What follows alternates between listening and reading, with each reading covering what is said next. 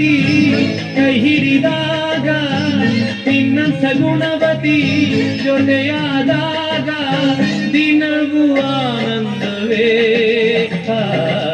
ಎಂದು ಹೀಗೆ ನಾವು ಸೇರಿ ಹಾಡುವಾಗ ಬದುಕು ಸ್ವರ್ಗವೇ.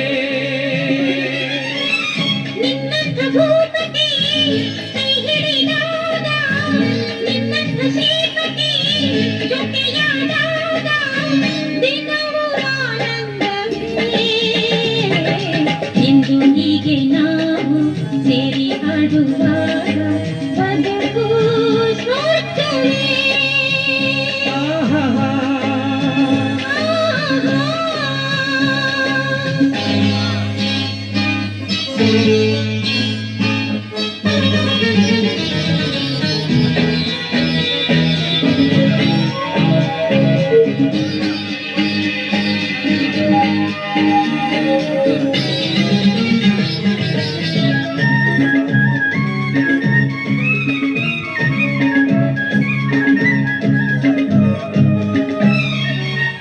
ಆಡುವ ನುಡಿಯು ಜೇನಿನ ಸಿಹಿಯು ನಡೆಯುವ ಹಾದಿ ಹೂವಿನ ಹಾದಿಯು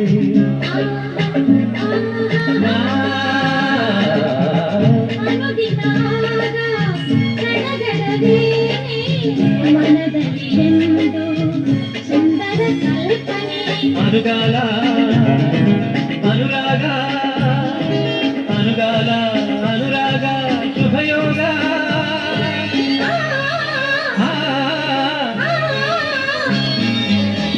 ನಿನ್ನಂಥ ಶ್ರೀಮತಿ ಕೈ ಹಿಡಿದಾಗ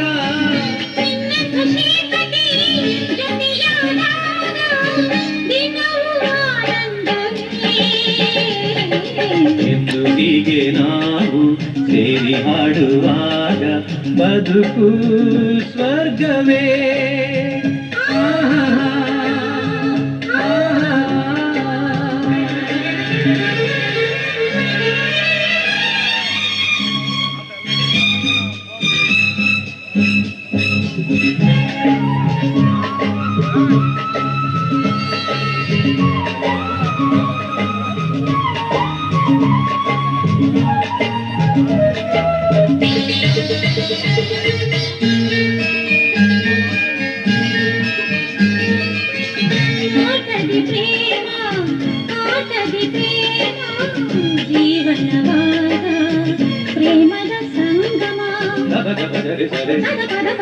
ಪದ ಪದ ಸದ ಮಾಸಗಳೆಲ್ಲ ಹೊಸ ಮತ್ತು ಮಾಸವೇ ರಾತ್ರಿಗಳೆಲ್ಲ ಮೊದಲನೇ ರಾತ್ರಿಯೇ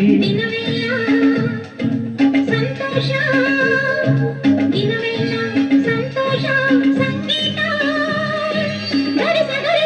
ಗರಿದ ಗರಿ ಸರಿದ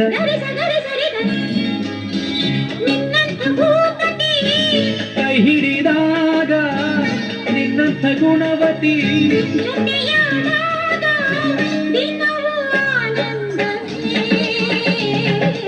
ಎಂದು ಹೀಗೆ ನಾವು ಸೇರಿ ಹಾಡುವಾಗ ಬದುಕು ಸ್ವರ್ಗವೇ.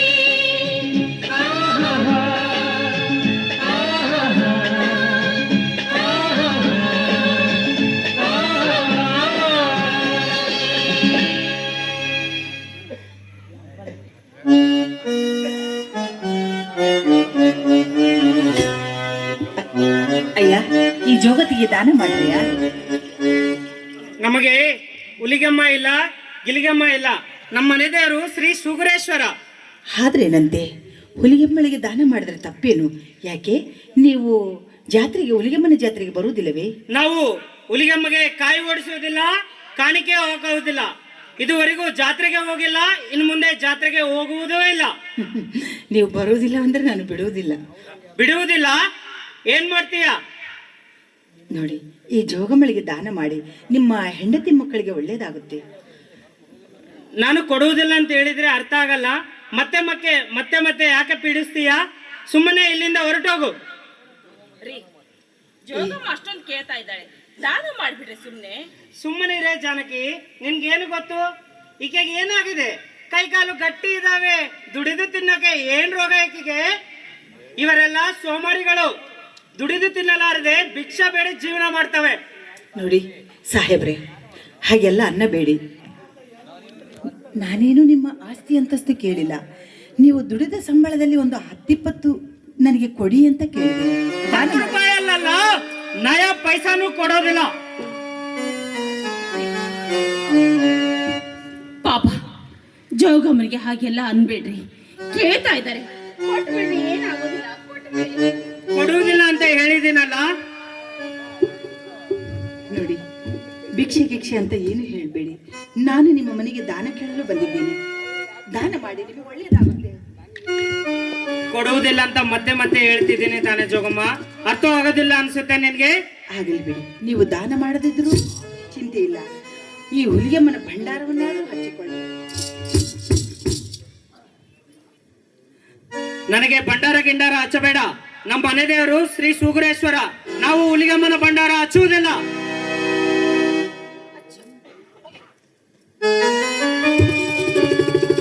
ಏ ಮೂರ್ಖ, ಇಂದು ಹುಲಿಗೆಮ್ಮನ ಭಂಡಾರಕ್ಕೆ ಅವಮಾನ ಮಾಡಿದ್ದೀಯಾ? ಈ ಭಂಡಾರದ ಮಹಿಮೆ ನಿನಗಿನ್ನೂ ತಿಳಿದಿಲ್ಲ. ಹುಲಿಗೆಮ್ಮನ ಭಂಡಾರಕ್ಕೆ ಅನ್ಯಾಯ ಮಾಡಿದ್ದೀಯಾ? ಹುಲಿಗೆಮ್ಮನ ಭಂಡಾರ ನಿನ್ನ ಮನೆಯಲ್ಲಿ ಬಿದ್ದಾಯಿತು. ಶ್ರೀ ಹುಲಿಗೆಮ್ಮ ದೇವಿ ನಿನ್ನ ಮನೆಗೆ ಬಂದಾಯಿತು. ನಿನಗೆ ಕೈ ಮುಗಿದು ಬೇಡ್ಕೊಳ್ತೇನೆ, ದಯವಿಟ್ಟು ನನ್ನ ಗಂಡ ಮಾಡಿದ ತಪ್ಪಿಗೆ ನಮಗೆ ಯಾವ ಶಾಪ ಜಾನಕಿ, ಹೋಗಿ ಹೋಗಿ ಜೋಗಮ್ಮಳ ಹತ್ರ ಕ್ಷಮೆ ಕೇಳ್ತಿದ್ದೀಯಲ್ಲ, ನಿನಗೇನಾದ್ರೂ ಬುದ್ಧಿ ಗಿದ್ದಿ ಇದೆ ಏನು? ಜೋಗಮ್ಮ, ಸುಮ್ಮನೆ ಇಲ್ಲಿಂದ ಹೊರಟೋಗು. ಹೋಗೋದಿಲ್ಲ. ಹೋಗೋದಿಲ್ಲ ಅಂದ್ರೆ ಏನ್ ಮಾಡ್ತೀಯ? ಹೋಗೋದಿಲ್ಲ ಅಂದ್ರೆ ಏನ್ ಮಾಡ್ತೀಯ ನೀನು? ಏನ್ ಮಾಡ್ತೀನಿ ನೋಡು. ನಿನ್ನೆ ಸುಮ್ಮನೆ ಬರೀ ಮಾತಿನಿಂದ ಹೇಳಿದರೆ ಕೇಳುವುದಿಲ್ಲ ಅನಿಸುತ್ತೆ. ನಿನಗೆ ಮಾತನೇ ಇರು.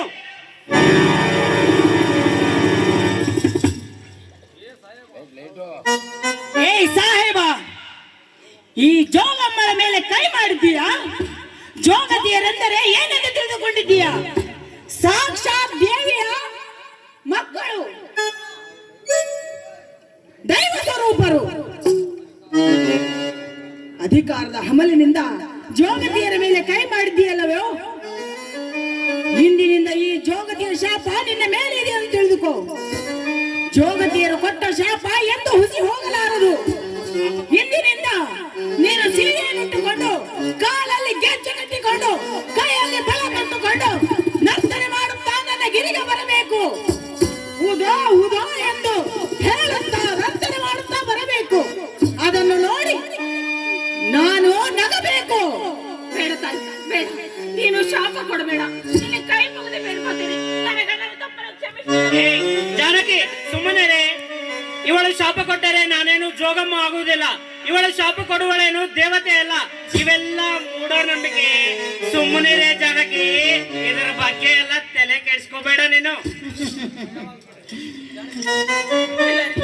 ನನಗೆ ತುಂಬಾ ಭಯವಾಗ್ತಾ ಇದ್ದೇನೆ. ಜಾನಕಿ, ಸುಮ್ಮನೆ ಭಯ ಪಡಬೇಡ. ಈಗ ನನಗೆ ತುಂಬಾ ಹೊಟ್ಟೆ ಹಸುವಾಗ್ತಿದೆ. ಮುಂದೆ ಊಟ ಬಡಿಸು ಬಾ. ಊಟ ಬಡಿಸಲ್ಲ, ಊಟ ಬಡಿಸಬೇಕೆ? ಈ ಜೋಗತಿ ಶಾಪ ಕೊಟ್ಟಾಯ್ತು, ಶ್ರೀ ಹುಲಿಯಮ್ಮ ದೇವಿ ಮನೆಗೆ ಬಂದಾಯ್ತು, ನೀನು ಸೀರೆಯನ್ನು ಹುಟ್ಟಾಯ್ತು. ಅದನ್ನು ನಾನು ನೋಡಿ ನಗಬೇಕಾಯ್ತು.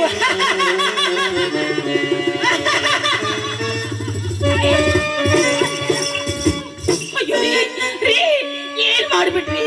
ನನಗೆ ಭಯವಾಗ್ತಾ ಇದೆ ರೀ. ಆ ದೇವಿ ಕೊಟ್ಟ ಶಾಪ ಹುಸಿ ಹೋಗೋದಿಲ್ಲ ರೀ. ನೋಡಿ, ಹುಲಿಗೆ ಮನೆಗೆ ಹಿಂದೂ ಆಗ್ಲಿ, ಕ್ರಿಶ್ಚಿಯನ್ಸ್ ಆಗ್ಲಿ, ಮುಸ್ಲಿಮ್ಸ್ ಆಗ್ಲಿ, ಎಲ್ಲರನ್ನ ಆವರಿಸಿಕೊಳ್ಳೋ ಶಕ್ತಿ